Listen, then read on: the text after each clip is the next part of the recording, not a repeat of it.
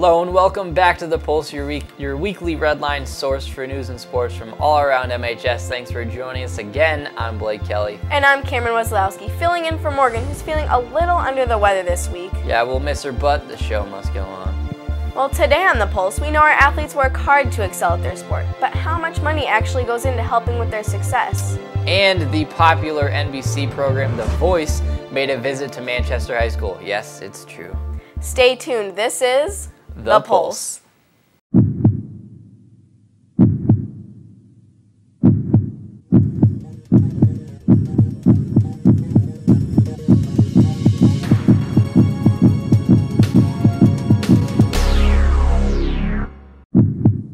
25 years, Project Graduation has been a fun-filled event that follows the seniors' graduating ceremonies. But before the commencement date finally arrives, parents fundraise all year round to ensure this night is one to remember. This past Saturday, Project Grad parents put together a fundraiser at Spare Time Bowling Alley in Vernon. Students, friends, and family gathered and raised around $500 for the event while enjoying some friendly competition. Project Grad is a party that brings together the senior class one last time to celebrate their accomplishments. I really appreciate all the work the moms have done to help us put on this fundraiser, and shout out to the furries for coming in clutch with the donation. There are many valuable prizes up for grads for the graduates to win and various fun activities for people to participate in. However, prizes like laptops and used cars don't just appear out of thin air. It is the hard work of friends and family members that make Project Graduation possible. My experience with Project Graduation was a very positive one. I was able to hang out with my friends at a safe place. There was plenty of food to eat, and we were also able to have the chance to win a car, so it was a really good experience for me. Not only is Project Graduation a fun time, it is also a very safe alternative. Graduation night can be a very dangerous time for people on the road. The percentage of deaths by car that involve alcohol jumps from 33% to 40% on graduation night. It's really important to keep them off the roads. When I was growing up, there always were a lot of accidents those nights, and we lost our friends. Project Graduation gives the graduates a fun and safe place to celebrate.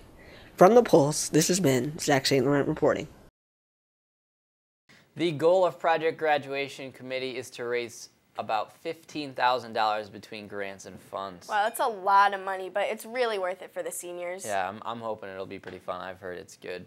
But for the many spring athletes, getting the proper equipment is essential for their performance, whether it's on the fields, on the court, or on the track. From gloves to track spikes, to tennis rackets or golf clubs, this equipment can get pricey. Izzy Harris investigates which sport is the most expensive. Sports are a great way to get involved in high school activities, but they can get very pricey. The 2013 TurboTax study states that on average, parents spend $671 for their kids to participate in sports per year. Some sports are more expensive than others. According to MHS athletes, their ideas varied. Yeah, I mean, track is pretty expensive. Sneakers are usually like around $140, and spikes can be like around $110. So if you add that up, that's kind of a lot. Equipment itself, like golf balls are expensive, clubs are expensive. I know my bag's probably worth about two grand, about just with the clubs in it alone. I think that sports equipment is very important because it helps you to play better. The better the equipment, the better the player. I have a $230 infielder's mitt and I have a $400 bat. I feel like the better the quality, the better the hitter, the better the glove, the more plays you'll make and whatnot like that. Well, my softball equipment, catching gear probably costs about $250, $300. My bat, $350 for. Cleats are the most important for me, and mine were probably about $150. It's important because it keeps you safe during the game, and proper equipment ensures the best player. I think this year I've spent at least $120. According to Mom's Team, a trusted source for sports parents, ice hockey is the most expensive sport on average, of $595 for basic sports equipment. While this number is just an average, other people may spend well beyond this in order to excel in their certain sport. From The Pulse, this has been Izzy Harris reporting. There you have it. That's definitely a lot of money. Golf and hockey are front runners as the priciest sports in our school. I had a feeling. I mean, golf is really expensive. I mean, my clubs they're not cheap. Well, there's the athletes that are extremists and the kids that just like to participate for the fun of it. Well, that's okay, Blake, because when you become a pro, you won't have to worry about all that money. Hopefully, hopefully. Last Thursday, 13 Manchester high school students participated in this year's talent show. This event, put on every year by the Multicultural Club, is advised by Miss Sims. Kaylin Courtney brings us to the stage for the results of this year's talent show.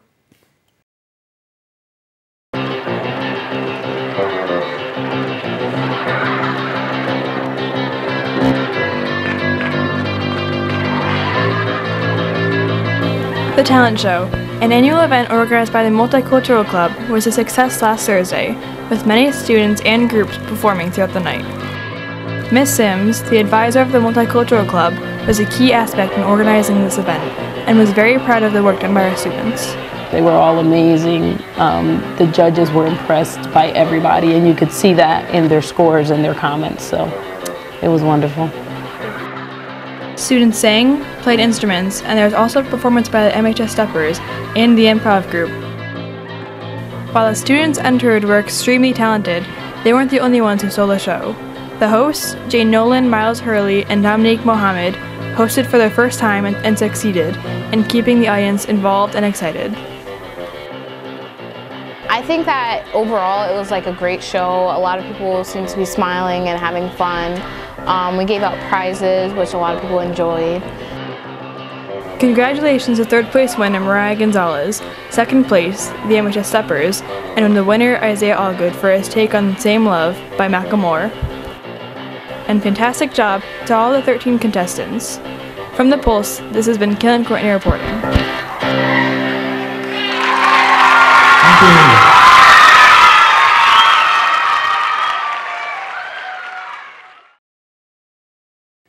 Isaiah Allgood so well deserved it. Yeah, his remix to the song Same Love was just beautiful.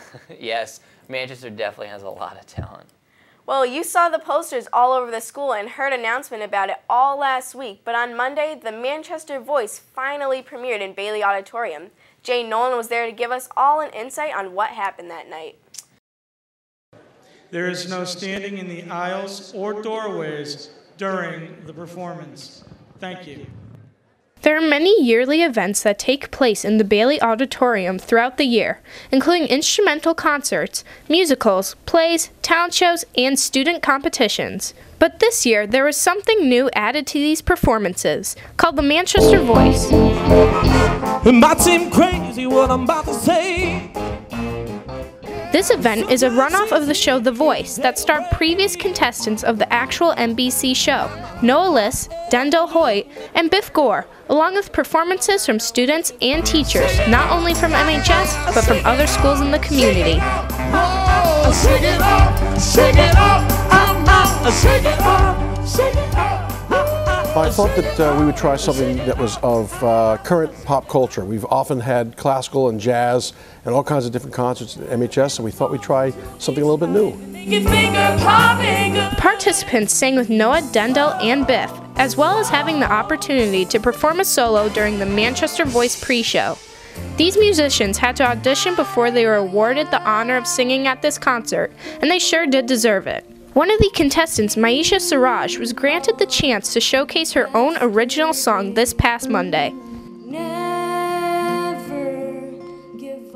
It was a great experience finally sharing my song, because it was just like the first time I ever performed like an original song, and just sharing it with everyone else felt good.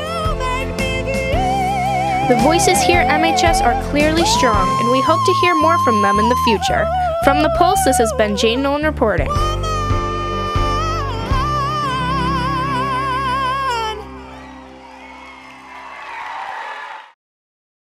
It's amazing. You don't realize what talent resides in the Manchester community until they get a moment to shine on stage. If you want to check out any more musical events this upcoming month, there will be concerts for band, orchestra, and chorus starting the week of Monday the 25th. Now we're going to throw it on over to Connor Dion and Ariel Ferrando, who covered the annual Pink Out game this week. Hello everyone and welcome to this edition of the Review Booth. I'm Ariel Ferrando. And I'm Connor Dion. Today we came out to the Pinkout game, East Catholic versus Manchester High School in baseball. Let's see how the game turned out in a special post-game wrap-up. Let's go. The first inning exploded when Kevin Lynch hit in an RBI. Look at this hand movement afterwards.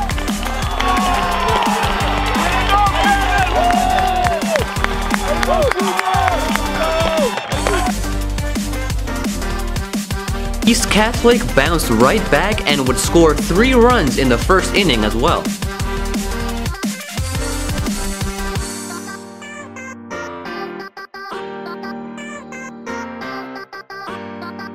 ECHS pitcher Brandon Fox had an impressive game, shutting out Manchester from scoring the rest of the game past the first inning. After East Catholic squeaked in 2 runs in the second, the score was deadlocked for the rest of the game. ECHS 5, MHS 3. Well everyone, that's it. Another Review Booth down in the books. I'm Connor Dion. And I'm Ariel Ferrando. Next week we have a sports science lined up for you, so get excited for that. Have a great week. There he is. You have to do nothing. All right? What a beaut. I've never seen one in the wild like this. I've only seen them in captivity. Majestic bluebirds. No, we've been spotted. Well, it seems like that's all the time we have today.